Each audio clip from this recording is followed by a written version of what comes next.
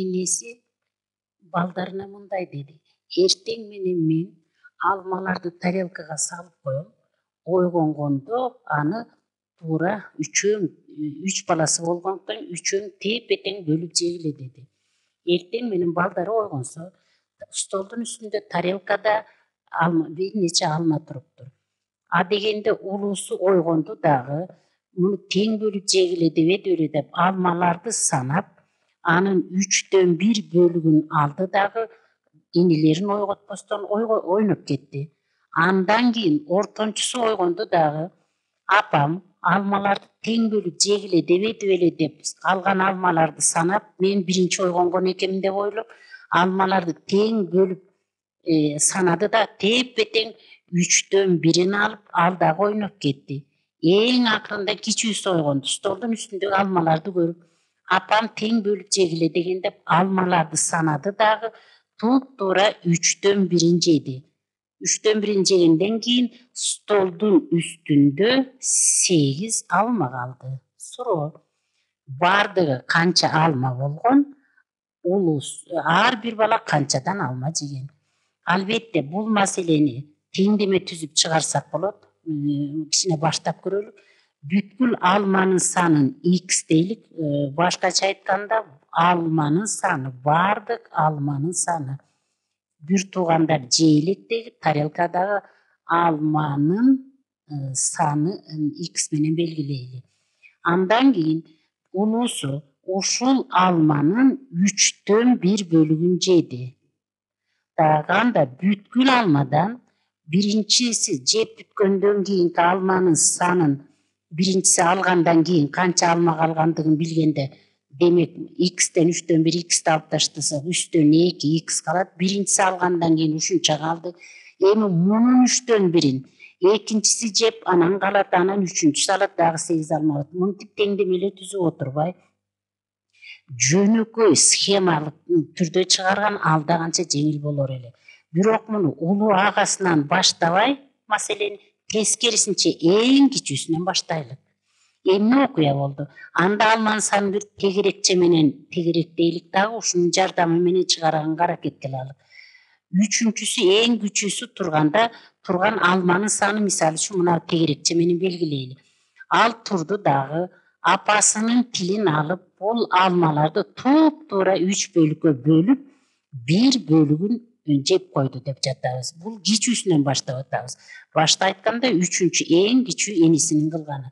Анда мына бир калган 2 бөлүккө 8 алма туура келди. Себеби биз мындай деп айттык.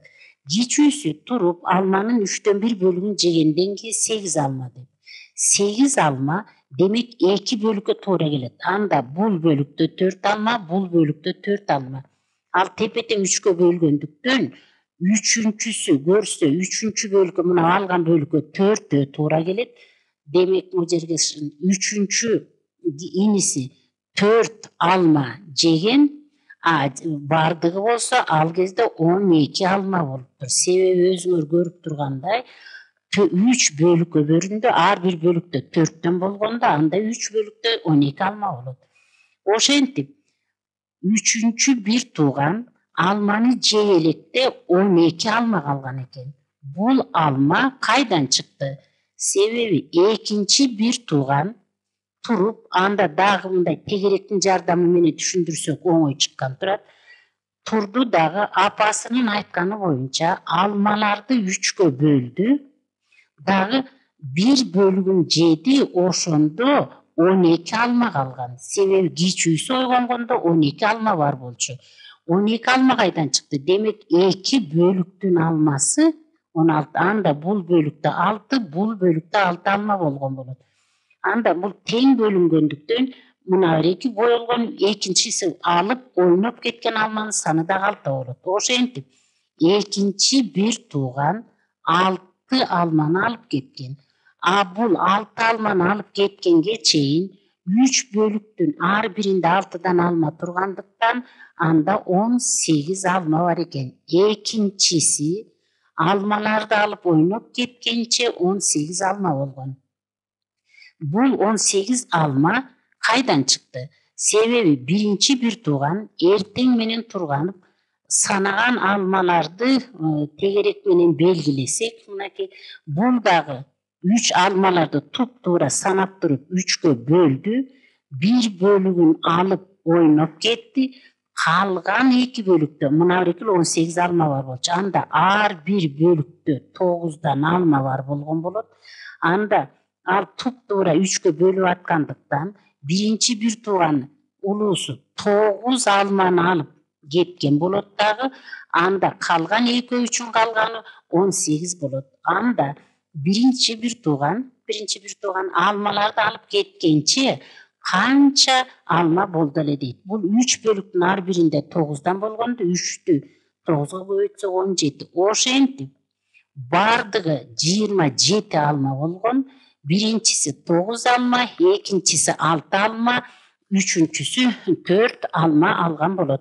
Эми ушундай эле эсептен бөлүктөр боюнча чыгара турган эсептен дагы бирди көргөзөлүк. Ал мындай эсеп деп аталат. Номер экинчи эсеп. Номер экинчи эсеп аны бөлүктөр менен түшүнүктүү болсун үчүн көргөзөлүк. Ал туристтер жөнүндө бир аз эмне көргөзөлүк. А жана Б пунктунан дейт. Мейли айылбы, шаарбы, эки адам жол басат. Биринчи адам бул бүткүл жолду 10 күндө басат. 10 күндө баса жөө басат албетте. Экинчи адам бул бүткүл жолду 15 күндө басат. Эгерде дейт бул эки адам бир эле убакытта биринчи адам Адан чыкса, экинчи адам Бдан чыкса, кайсы жерден кезигишет, канча күндөн кийин кезигишет дейт. Мисалы Сдан кезигишет дейли, канча күндөн кийин кезигишет. Муну чыгарыш албетте ал да канча оңой эле. Эгерде биринчи адам бүткүл жолду 10 күндө басса, бир күндө канча жол басат? Bir günde oşunun 10'dan 1 bölgün basat. Bir günde. Al эми экинчи адам bir günde kança bölgün basat. Бүткүл жолду 15 күндө басып атканда bir günde 15 күндөн 1 bölgün basat. Булар bir-бирин көздөй жүрүп аткандыктан bir günde экөө биригип канча жол басат? Биринчиси 10'dan 1 жол басат, экинчиси bir günde ушул жолдун 15'ten 1 bölgün басат. Барабар анда жалпы бөлүмгө келтирсек 30 болот. 30'du 10'ga bölөбүз дагы, кошумча көбөйтүүчүнү кыйшык сызып үстүнө жазалы. 30'du 15'ge bölöbüz дагы 2 болот. Ошондо 3 кошулган 2 себеби 1'di 3'гө көбөйтөбүз, 2'ni 1'ge көбөйтөбүз. Барабар 30'dan 5. Муну кыскартсак болот. Кыскартуу деп алымында бөлүмүндө бир эле санга бөлүүнү айтабыз. Демек анда алымында бөлүмүндө 5ге бөлсөк 5'ti 5'ge бөлсөк 1'den, 30'du 5'ge бөлсөк 6'dan. Анда экөө биригип bir күндө бүткүл жолдун 6'dan 1 бөлүгүн басат экен. Анда экөө бүткүл жолду башкача айтканда кездешкенге чейин 6 күн жол басат экен. Муну кайдан таптык? Кайра кайталайын. Себеби экөө bir күндө бүткүл жолдун 6'dan 1 бөлүгүн басып жатат. Бүткүл жолдун 6'dan 1 бөлүгүн басса, анда бүт жолду 6 күндө басышат дагы, экөө бүт жолду басып кездешет. Маселенин жообу экөө 6 күндөн кийин Сдан С чекитинен кездешет экен.